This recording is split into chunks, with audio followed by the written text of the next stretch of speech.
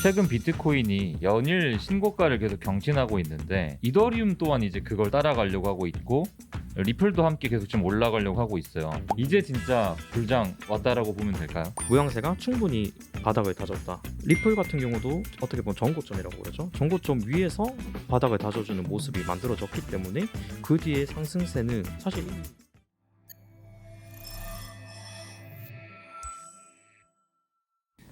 네. 안녕하세요. 저는 오늘 호스트를 맡게 된 돈봉남이라고 하는데요. 오늘 주제 논의를 하기 앞서서 시작 전에 두 분을 모르는 분들이 있을 것 같아요. 간단하게 좀 본인 소개 부탁드리겠습니다. 안녕하세요. 저는 코인 전업 트레이더이자 코인 선물 강의를 하고 있는 김주성이라고 합니다. 저는 사실 뭐 대단한 사람은 아니고요. 부산에서 그냥 방구석에서 매매만 하던 사람이라서 지금 이런 자리가 처음이라 굉장히 긴장되는데 잘 부탁드리도록 하겠습니다. 네, 안녕하세요. 저는 디파이 농부 조선생으로 활동하고 있는 블록체인 리서처인 조동현이고요. 현재 유튜브나 트위터, 텔레그램 통해서 글로벌 시장의 어떤 트렌드를 좀 글로써, 영상으로서 좀 전달드리고 있습니다. 궁금한 게 코인을 처음 투자했을 때 계기라든지 혹은 뭐 특정 코인을 트레이딩 한다거나 아니면 어떤 뭐 기술을 써서 트레이딩을 하실 거잖아요. 그러니까 보는 분들은 디파이 농부가 뭐야 하시는 분들 좀 있을 것 같고 선물 트레이딩은 뭐야 하시는 분들이 있을 것 같은데 그거에 대해서 좀 이제 계기와 그런 것 좀 설명 좀 부탁드리겠습니다. 시작은 제가 한 5년 전인가 6년 전에 공공기관에서 일을 할 때 시간적 여유가 조금 많았거든요. 그렇게 해서 시작을 하게 된 것 같고 시작은 주식으로 했었습니다. 주식으로 매매를 하면서 사실 접근하는 부분이 조금 중요하다고 생각을 하는데 저는 애초에 주식을 시작할 때 뭐 유튜브나 뭐 다른 거를 참고하지 않고 그 영웅문이라는 어플 안에 1순위의 테마부터 10위까지의 테마가 이렇게 나눠져가 있습니다. 그래서 그 테마들 중에서도 이제 어떤 종목들이 어떻게 있고 이런 것들이 다 볼 수가 있는데 저는 이제 1순위의 테마는 이미 고점이다 라고 저는 생각을 했고 10위권 밖에 있는 종목이 갑자기 1위로 올라갈 것도 저는 힘들 거라고 봤어요.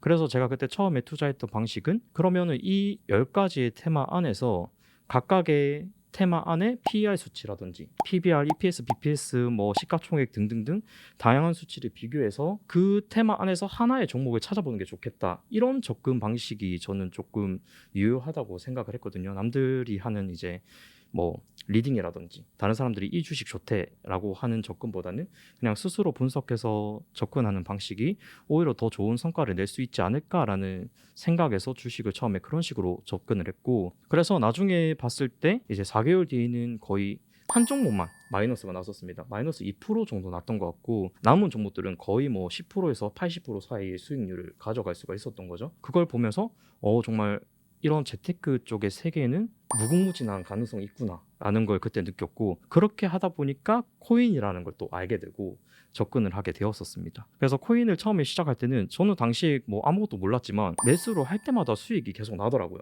그래서 계속 출금도 안 하고 수익이 계속 불려나가다가 한번 크게 손절을 났죠. 그때부터 사실 본격적인 공부가 시작이 됐던 것 같아요. 원효띠 아십니까? 이분이 뭐 초창기 트레이더 중 한 명인데 500만 원을 들고 선물 시장에 들어와서 3천억 이상을 벌었다. 뭐 지금은 더 얼마나 벌었는지 모르겠지만 그런 기사들을 보면서 그러면 이 사람이 매매를 할 때 캔들 거래량으로만 매매를 하고 정확한 타점에서만 진입을 한다라고 하셨기 때문에 그러면 그거에 따라서 캔들 거래량만 공부를 하면 되겠구나 라고 생각을 해서 하루에 그때 당시에는 5시간, 6시간 자면서 오로지 차트만 봤던 것 같아요. 그렇게 하는 그 1년의 과정이 지금의 저를 만든 것 같습니다. 그럼 조 선생님은 또 어떻게 하셨을까요? 저는 이제 다른 분들하고는 좀 다르게 좀 거래를 하는 것 같아요. 2021년도 이제 디파이 이제 불장이었죠. 우리는 이제 디파이 썸머라고 불렀던 이 대불장 시장에서 처음 이제 관심을 갖고 이 코인 시장으로 좀 들어왔고요. 그 전까지만 하더라도 이제 금융권에서 이제 투자은행에서 일을 좀 했습니다. 그래서 저는 원래 예전에 이제 직장 자체가 어떤 투자를 분석하고 그다음에 회사 어떤 자금으로 이제 거래를 했던 것들을 하다 보니까 사실 근거가 좀 명확해야지 또 그다음에 제가 스스로 납득할 만한 이유가 있어야지만 좀 거래를 하거든요. 근데 그러다 보니까 뭐 자주 매매는 사실 못하는 입장이고 그러면 저한테 맞는 투자는 뭔가라고 했을 때 결국 리서치 베이스로 사실 투자를 좀 장기적으로 하는 것 같아요. 그러면 리서치라고 하면 어떤 것이 있냐라고 했을 때 저는 알트코인 시장을 대부분 사람들이 뭐 투기 시장이라 얘기하지만 저는 기술 기반으로 움직이는 시장이라 보거든요. 그래서 이제 어떻게 보면 해외에서 나오는 리서치나 아니면 시장에서 뭐 적극적으로 투자하고 있는 벤처 캐피탈들하고 주기적으로 어떻게 보면 미팅을 해가지고 그 사람들의 어떤 내러티브, 그다음에 시장의 내러티브를 좀 살펴가면서 주로 이제 투자를 하는 것 같아요. 그래서 저는 그러면 한마디로 그럼 무슨 투자를 하는 거냐라고 했을 때는 전 내러티브 기반의 어떤 투자를 하고 있는 것 같다라고 좀 정의할 수 있을 것 같습니다. 여기서 이제 그 시청하시는 분들이 용어 설명이 좀 필요할 때가 좀 있어요. 혹시 디파이는 도대체 뭘까요? 디파이라는 게? 일단 디파이 자체는 뭐 한국말로 좀 뭐 번역을 하면 탈중앙화 금융이잖아요. 이 블록체인 이제 기반으로 하나의 큰 이제 금융 시장이 좀 만들어졌습니다. 근데 이제 미국에서는 이런 용어를 많이 써요. 인터넷 그 머니마켓이다. 그러니까 인터넷으로 연결된 모든 곳에서 사람들이 블록체인 기반의 어떤 투자 상품에 투자를 하기 때문에 이 어떤 금융 시장을 기존 금융 시장하고는 이제 좀 별도로 좀 보는 것 같아요. 그래서 이제 붙여진 이름이 탈중앙화 이제 금융이고요. 그래서 그 금융 시장 안에서 여러 가지 이제 활동을 할 수 있는데 뭐 뒤에 또 더 자세하게 좀 얘기하도록 하겠습니다. 그러면 조 선생님은 이제 뭐 호가창이나 뭐 캔들을 보고 거래하기보다는 이제 그런 이제 리서치를 통한 베이스에 투자를 하고 계시네요. 네, 맞습니다. 네, 두 분 너무 성향이 달라서 재밌는 것 같습니다. 네. 네, 그러면 이제 다음 질문으로 넘어갈 텐데 지금 그 암호화폐 입법이 급물살을 타면서 다양한 미국 이제 정책 법안들이 통과가 되고 있어요. 이런 시장 동향에 대해서 두 분 다 어떻게 보고 계신지 좀 설명해 주시면 좋을 것 같습니다. 네, 뭐 저는 네.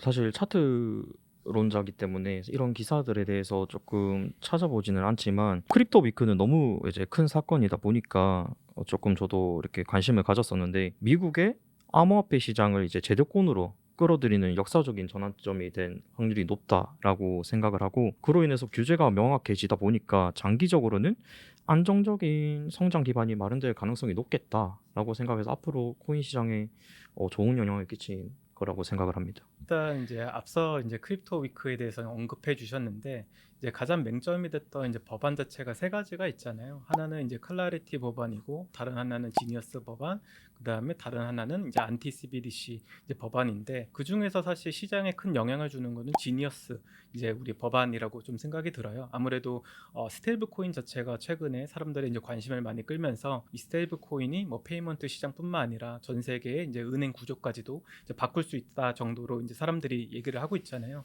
근데 스테이블 코인 그 법안 자체가 통과됐다는 게 저는 알트코인 시장에서도 꽤나 의미가 있다고 생각을 하거든요. 그 이유 자체는 뭐냐면 알트코인 시장에서 대부분의 거래 자체는 스테이블 코인 기반으로 거래가 돼요. 그리고 사람들이 스테이블 코인을 많이 발행하면 할수록 이 코인 시장에 더 많은 유동성이 들어오는 것이거든요. 그러면 결국 시장 그 지니어스 법안으로 새로운 유동성들이 이 시장으로 들어오고 있으니까 그럼 이 스테이블 코인을 활용해서 그러면 무엇을 할지 우리가 좀 살펴봐야 되고 그럼 그런 어떤 관점으로 봤을 때 디파이와 관련된 이런 알트코인들이 앞으로는 계속적으로 유망하지 않을까. 그래서 우리한테도 사실 이 법안 자체가 수익률적으로도 그렇고 투자 결과로서도 그렇고 굉장히 의미가 있는 사실 법안이다라고 저는 생각하고 있습니다. 네, 거기서 이제 제일 중요한 게 지니어스 법안이라고 저도 생각하는데 지니어스 법안이라는 것 자체가 달러 갖고 있던지 미국 국채 갖고 있던지 둘 중 하나만 해. 혹시 이거 맞나요? 네, 맞습니다. 뭐 크게는 이제 두 가지가 맹점인 것 같아요. 이제 발행사들이 지켜야 될 것들, 즉 지급준비금과 그다음에 발행 어떤 자금 자체가 1대1로 이제 매칭이 돼야 된다. 똑같아야 된다. 뭐 이전에 이제 루나 사태처럼 너네 이제 자본금 그 지급준비금 없는데 이거를 그냥 무한 발행해서 사실 사람들한테 이제 피해를 입히지 말아라. 이게 이제 첫 번째 이제 큰 골자인 것 같고 이제 두 번째 같은 경우는 이제 연방 규제를 좀 받는다는 게 좀 어떤 큰 맥락에서는 의미가 있는 것 같아요. 기존까지만 하더라도 수많은 이제 알고리즘 기반의 뭐 스테이블 코인도 있었고 그다음에 앞서 말씀 주신 대로 뭐 테더처럼 그 스테이블 코인의 어떤 가격을 뒷받침해주는 이 자산들이 굉장히 불안정했었잖아요. 근데 이런 것들을 좀 이제 보완을 해서 좀 해라 뭐 이런 어떤 취지에서 이제 나온 게 이제 지니어스 법안이라고 보시면 될 것 같습니다. 네, 저도 이제 이 법안에서 되게 지금 엄청나게 우리가 쉽게 생각하면 안 된다고 보는 사람 중에 하나고 그리고 조 선생님이 말씀했던 것처럼 스테이블 코인 시장이 커지면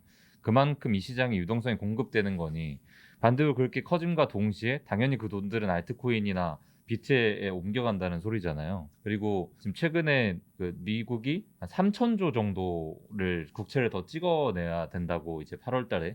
네, 그 국채를 사주는 나라들이 사라졌잖아요. 중국은 이제 국채를 아예 안 사고 일본은 국채를 점점 줄여서 사기 시작했고, 네, 아시겠지만 뭐 국채만 찍어서 누가 사줘야지 그것도 이제 돈이 발행되는 거지. 네, 크립토 시장이 이제 그거 국채 수요를 충당시켜 줄 거다. 근데 아직도 스테이블 코인 시장 너무 작잖아요. 한 200조 정도 되는데 지금 이제 발행되는 그 국채 3천조를 이제 부담하려면은 스테이블 코인사가 전부 다 국채를 사주진 못하겠지만 전 개인적으로 한 5배 정도는 시총이 커져서 이번에 발행되는 국채를 조금 떠받쳐 줘야 된다고 생각하고 있거든요. 그래서 그런 논리로 봤을 때 이 시장의 5배 정도는 이번 사이클에 커질 수 있다. 그러면은 거기서 뭐 국채가 뭐 절반은 비트코인으로 다 들어갈 수도 있어도 또 절반은 알트코인으로 들어간다고 하는데 그 시장 아래서의 알트코인 흐름이 엄청 좋아지지 않을까라는 생각을 하고 있고, 저는 알트코인 시장이 뭐 적어도 3배에서 5배 정도 더 커진다고 보는데 그런 시장 동향에 대해서도 조 선생님 어떻게 생각하실까요? 저는 이제 스테이블 코인을 기관들이 그러면 어떻게 운용을 할까 이 측면에서 좀 많이 보고 있어요. 이제 대부분의 이제 기관 투자자들은 상대적으로 좀 보수적이고 목표 수익률이 이제 저희 개인 투자자처럼 이 멀티플 뭐 3배, 5배를 사실 보지 않거든요. 이 큰 자금 자체를 그러면 스테이블 코인으로 변환해 가지고 뭐 어떻게 운용할까라고 했을 때 전 개인적으로 그들의 타겟 수익률이 한 7%에서 8%밖에 되지 않는다고 생각을 해요. 그럼 대부분 그 스테이블 코인은 이 블록체인 시장에서 특히 이제 디파이 시장에 있었던 예치 상품으로 저는 많이 흘러갈 거라 생각을 하거든요. 뭐 예치 상품이라고 하면은 은행에다가 우리가 저축하듯이 자금을 맡겨놓으면 그 자금을 운용해서 다시 뭐 3, 4% 이자를 주는 뭐 이런 식의 어떤 그 탈중앙 금융 서비스 중에 이런 것들을 해주는 곳이 있거든요. 지금 이제 그런 어떤 은행 역할을 해주는 코인 프로젝트들한테 이제 스테이블 코인들이 계속적으로 이제 자금이 이제 흘러 들어갈 것 같다라고 저는 생각을 하고, 그렇기 때문에 그런 또 기관들 자금을 받을 수 있는 어떤 코인들에 우리가 좀 주목해야 되지 않을까. 그래서 그런 에이브나 아니면 뭐 팬들이나 뭐 이런 좀 규모 있고 그다음 보안성이 뛰어난 곳에 스테이블 코인을 예치해가지고 이제 따박따박 이자를 받아가는 플레이를 하게 된다면 결국 그 서비스를 제공해주는 프로젝트들의 수익률이 또 올라가거든요. 그러면 대부분은 그 수익률에 따라서 또 코인을 다시 이렇게 재구입해주는 메커니즘들이 있기 때문에 그런 어떤 지니어스 법안으로 스테이블 코인 시장이 커지면 결국 그 스테이블 코인을 활용한 어떤 예치 상품들을 제공하는 이런 프로젝트들이 훨씬 더 커지지 않을까. 그래서 디파이 시장 자체가 더 성장성이 있지 않을까라고 저는 생각하고 있습니다. 네. 이후에 거론될 그 코인일 수도 있겠는데 지금 스테이블 코인에 대한 호재들이 많이 서지고 계속 시장이 더 커지고 있는데, 그럼 반면에 수혜받는 코인은 혹시 에이브가 그 수혜 받는 코인인가요? 저는 지금 계속적으로 수혜를 받고 있다고 생각을 하고요. 최근에 이제 디파이 쪽에서 상승률이 좋았던 이제 코인들을 보면은 대부분 이제 에이브나 뭐 팬들이나 뭐 이런 어떤 대출 상품을 제공하거나 아니면 파생 상품을 다루는 이런 어떤 그 서비스들이었어요. 그렇기 때문에 이런 서비스를 제공하는 어떤 그 프로젝트들의 지금 현재 이제 잔고가 계속적으로 스테이블 코인 잔고가 계속적으로 올라가고 있거든요. 그래서 결국 유입 자체는 이쪽으로 좀 흘러가고 있구나라고 좀 생각이 들더라고요. 네, 다음 질문입니다. 최근 비트코인이 연일 신고가를 계속 경신하고 있는데 이더리움 또한 이제 그걸 따라가려고 하고 있고 리플도 함께 계속 좀 올라가려고 하고 있어요. 이제 진짜 불장 왔다라고 보면 될까요? 사실 제가 차트 론자라서 차트로밖에 설명을 드릴 수가 없는데 모양새가 충분히 바닥을 다졌다라고 생각이 들고, 리플 같은 경우도 어떻게 보면 전고점이라고 그러죠. 전고점 위에서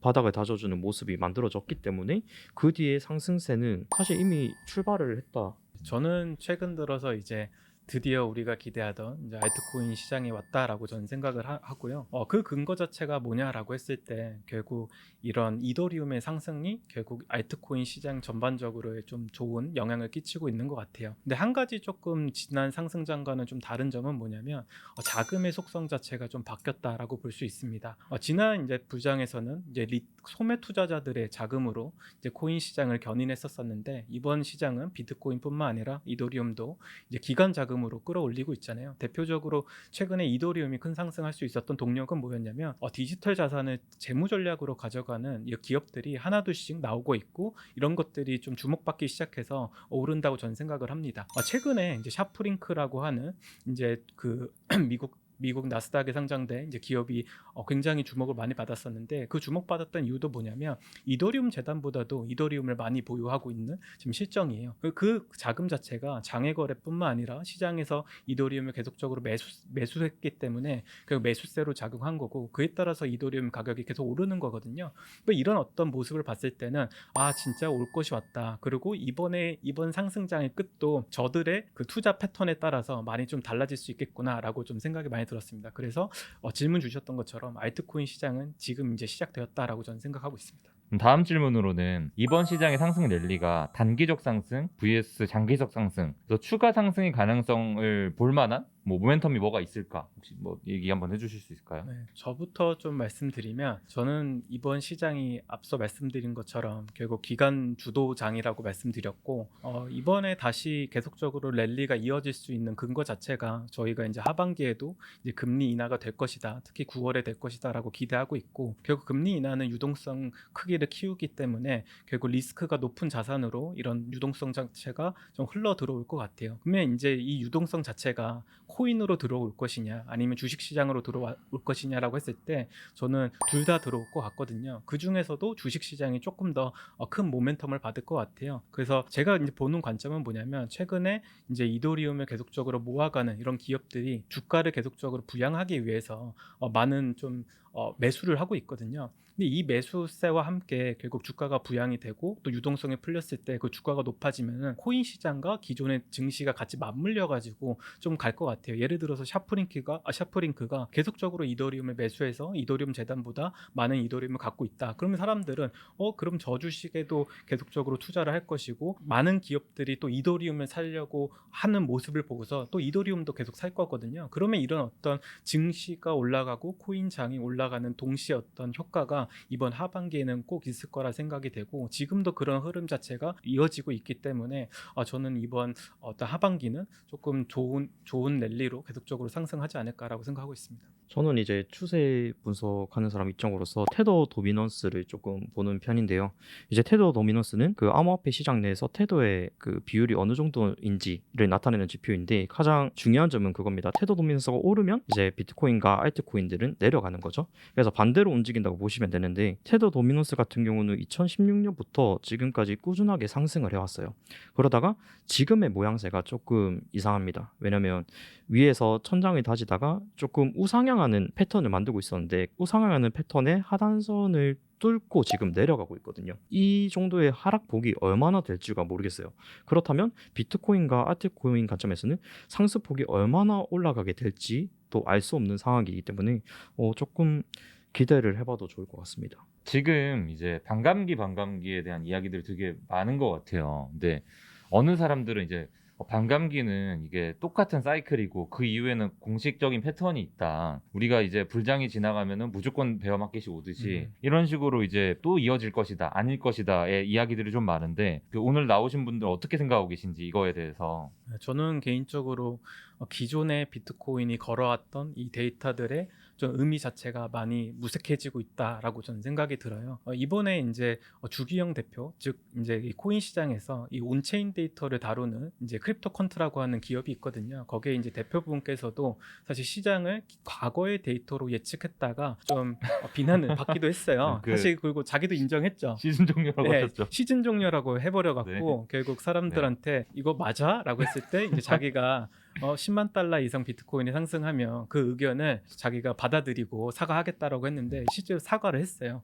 그러면 이게 무슨 의미가 있냐라고 하면은 결국 기존의 비트코인 과거 데이터 자체가 이제는 큰 의미가 없다는 얘기예요. 그러면 왜 이런 사태가 벌어졌는지도 우리가 알아야 되는데 그거는 앞서 말씀드린 대로 뭐 개인들이나 아니면 뭐 이렇게 자금이 있는 어떤 소형 어떤 트레이딩 펌이나 이런 곳들의 자금들이 시장을 어떻게 보면 많이 움직였었는데 이제 기관 자금들이 계속적으로 몰려 들어오고 그다음에 우리는 베이비 부머라고 하잖아요. 결국 미국에서 이제 한 40, 50대 되는 그런 어떤 투자자들이 이 ETF를 통해서 자꾸적으로 이 크립토 시장에 자금을 좀 집어넣다 보니까 이제 예전 패턴하고는 완전 좀 달라졌다고 해요. 그래서 저는 개인적으로 과거 데이터보다는 현재 우리가 앞에 놓여 있는 지금의 어떤 데이터가 어떤지가 조금 더 중요해지는 시점 아닌가라고 저는 생각하고 있습니다.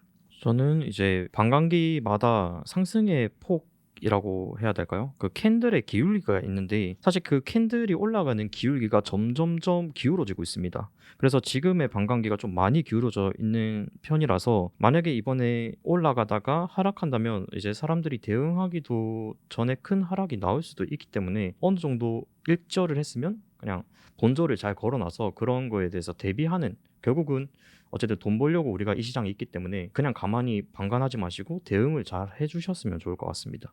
그럼 여기서 좀 더 제가 좀 구체화해서 질문을 더 드릴 텐데, 저도 약간은 조 선생님의 스탠스긴 하거든요. 그러니까 그 생각은 있는 것 같아요. 익절은 어느 정도 해야 되고 리스크 관리도 필요한데, 또 반대의 생각은 이번에는 그러니까 알트코인은 알겠는데 비트코인은 안 떨어지고 올라가지 않을까라는 생각 갖고 있는데, 혹시 조성님 비트코인도 예전처럼 70% 80% 하락 정도도 대비해야 된다고 보고 계신가요? 7, 80% 정도는 모르겠는데 만약에 지금부터 계속 어느 정도 올라가더라도 50% 이상 떨어질 수도 있다고 생각을 합니다. 혹시 조 선생님은 어떻게 또 보시는지? 저는 좀 반대적인 의견을 좀 공유드리고 싶어요. 비트코인에 대한 수요가 이제 좀 이번 사이클부터 많이 생겼잖아요. 근데 이제 저번 그러면 하락은 왜 왔는지부터 우리가 좀 생각해 봐야 되는데, 근데 저번에는 2022년도에 결국 루나 세타도 터졌었고, 그다음에 FTX 파산 문제도 있었었죠. 결국은 시장의 구조적인 문제 때문에 이제 큰 하락을 좀 동반했다고 생각을 합니다. 하지만 이번 이제 상승장 자체는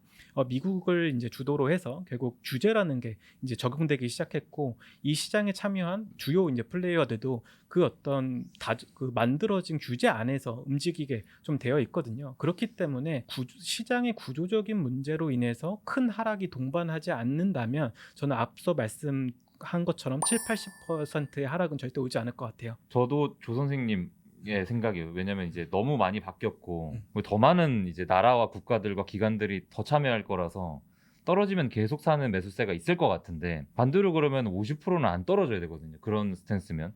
근데 반대로 50%도 떨어질 수 있다라고 생각하는 건 뭐 차트적인 관점도 있겠지만, 우리가 모르는 이제 양털 깎기라고 흔히 하잖아요. 안 보이는 금융 세력들이 항상 양털을 깎잖아요. 포동포동 찌운 다음에. 그 관점에서 금융에 대한 위기 붕괴 그런 게 있다고 하면은 비트코인이 50% 떨어지는 게 아니라 전 세계 자산이 한 50% 정도 떨어질 때 그때 한번 타격은 줄 수 있겠구나 정도라고 저는 생각하고 있습니다. 이제 두 분이 얘기해 주셔가지고 저의 인사이트도 잠깐 얘기 드렸습니다. 다음 질문입니다. 코인 매집의 큰 세력들 간에 비트코인 그리고 알트코인에 대한 투자 비중에 대한 변화도 좀 생겼을까요? 일단 저부터 말씀드리면, 이 말씀 주신 이제 세력이라는 단어가 조금 모호하긴 합니다. 근데 이제 블록체인 시장 안에서는 이제 크게 최근에 보면은 결국 ETF를 운영하는 자산 운용사랑, 그다음 기존부터 이제 이런 코인 시장에 투자를 했었던 이제 벤처 캐피탈, 그들이 이제 갖고 있었던 이런 리퀴드 펀드들이 이제 주 세력들인 것 같아요. 근데 최근 이제 자료들을 보면은 벤처 캐피탈 시장이 좀 많이 얼어붙었습니다. 그래서 새로 나오는 이런 코인들에 사실 투자를 안 한다는 얘기거든요. 그럼 그들은 그러면 어떤 걸 투자해서 그럼 돈을 벌고 있을까라고 하면은 결국 비트코인뿐만 아니라 뭐 이더리움이나 상위 시총의 어떤 코인들을 좀 투자를 해가지고 돈을 벌고 있는 실정이고요. 근데 그 돈을 버는 방식 자체가 예전하고는 좀 달라졌습니다. 기존에는 코인 시장에서 앞서 말씀드린 상위 어떤 코인들을 사서 오래 갖고 있다가 뭐 시장이 좋을 때 팔아갖고 수익을 내는